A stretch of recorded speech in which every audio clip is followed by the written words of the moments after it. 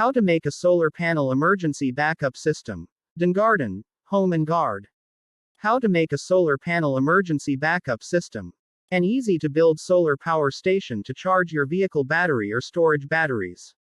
DIY 200-watt solar panel battery charger system.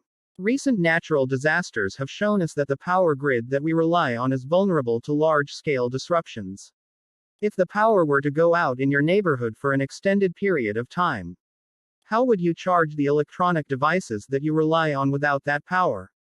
A solar panel battery charging station is one easy way to keep backup power on hand without having to worry about running a gas generator.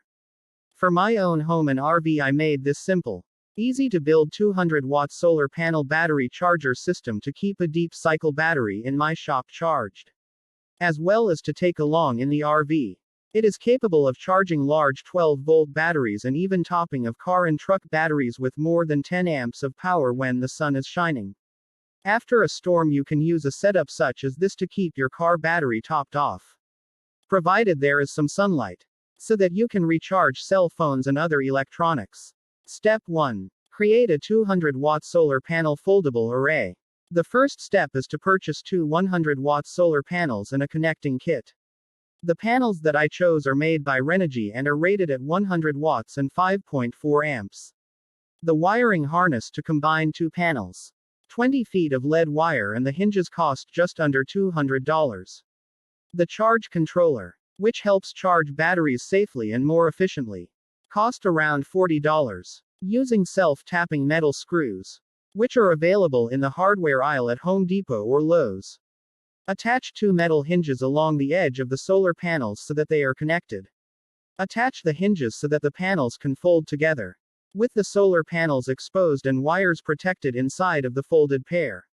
This makes the DIY emergency battery charger easy to transport.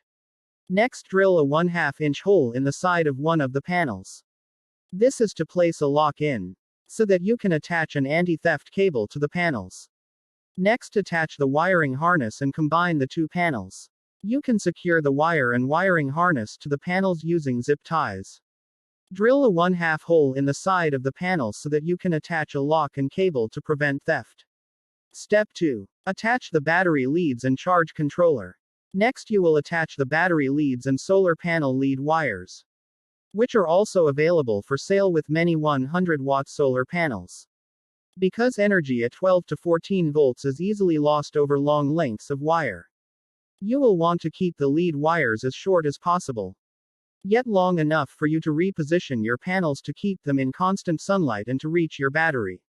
In my case, I chose to keep my solar panel leads at 20 feet, which does give some energy loss, yet enables me to place the panel outside of my garage and charge my vehicle's battery inside. The battery leads themselves, which run from the charge controller to your battery, may be around 4 feet or less. Make sure that you connect the red lead to the charge controller's positive output terminal and the black to the controller's negative terminal. I used 14-gauge stranded lamp cord in this setup. However, larger wire of 8 to 10 gauge would be preferable. You may want to install some quick disconnect alligator clips, such as those seen in the photo below. This allows you to easily connect your emergency solar battery charger to any 12-volt battery. Set the charge controller and connect your solar battery charger. You will want to familiarize yourself with your solar charge controller. Most solar charge controllers are able to be customized to individual needs and battery types. Read your solar charger's manual and set the settings for the type of battery that you will be charging. My own charger is set to begin charging when the voltage in my battery falls below 12.5 volts. Next, carefully connect the charger to your battery. Before placing the solar array in the sun, connect the positive alligator clip or red-colored one to the terminal on your car, RV or storage battery's positive terminal. The positive terminal is marked with a plus sign.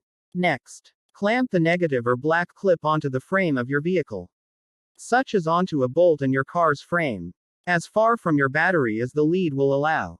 This is so that any small spark that may occur does so on the negative or black alligator clip, far away from your battery. Sparks near your battery can cause some car and RV batteries to explode. So make sure that you follow this procedure carefully. Next, you will want to place your solar panel battery charger array into the sun, away from the shade of trees or your home. Direct sun is the best for charging batteries.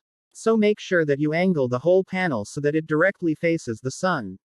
You may have to keep moving the solar panels throughout the day, so that you keep the charge output at maximum.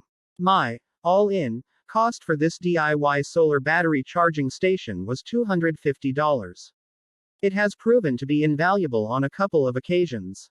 On one occasion, we lost power from the grid for more than 2 days during an ice storm.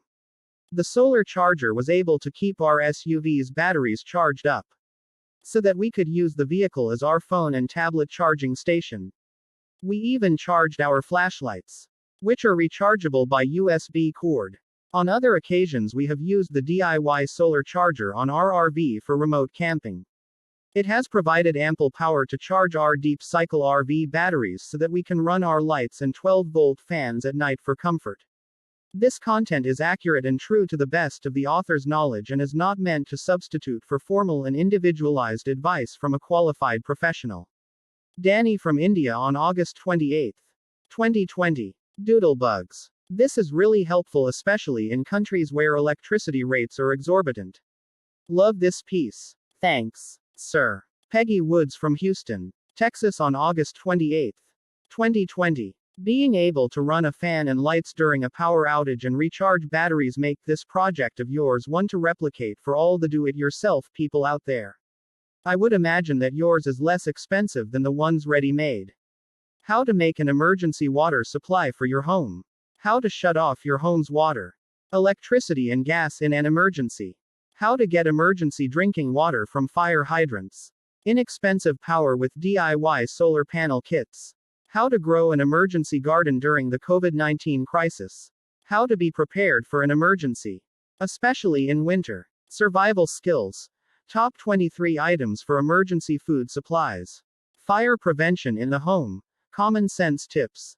DIY fishing gear storage shed with solar battery charger. How to harvest prickly pear cactus. How to stock a disaster preparedness kit. How to decrease forest wildfire risk in and near your house and structures. How to prepare for and survive a power outage in winter. Text source: Dengarden.com.